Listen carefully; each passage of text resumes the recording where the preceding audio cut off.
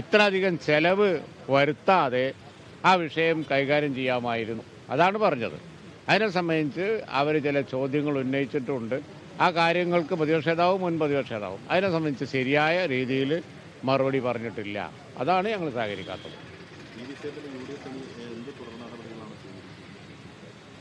അല്ല, UDF പ്രക്ഷോഭ പരിപാടികളുമായി മുന്നോട്ട് പോകും.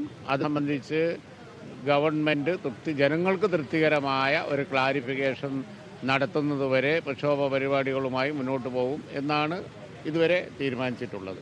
ബാക്കി കാര്യങ്ങൾ ഇനി അടുത്ത യോഗം. അല്ല, പ്രതിപക്ഷത്തിന് കൂടി മനസ്സിലാവും. അല്ലാഞ്ഞാൽ പറ്റുമോ? കാരണം പ്രതിപക്ഷം കൂടി ഈ നാട്ടിലെ ആളുകളല്ലേ. അവർക്ക് മാത്രം മനസ്സിലായി കഴിഞ്ഞിട്ടുണ്ടെങ്കിൽ വലിയ ബുദ്ധിമുട്ടാണ്. ഭരണകക്ഷിക്ക് മാത്രം മനസ്സിലാവുന്ന സംഗതി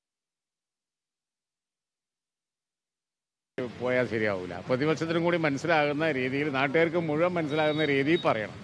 അപ്പോൾ ഞങ്ങൾ അത് മനസ്സിലാക്കും.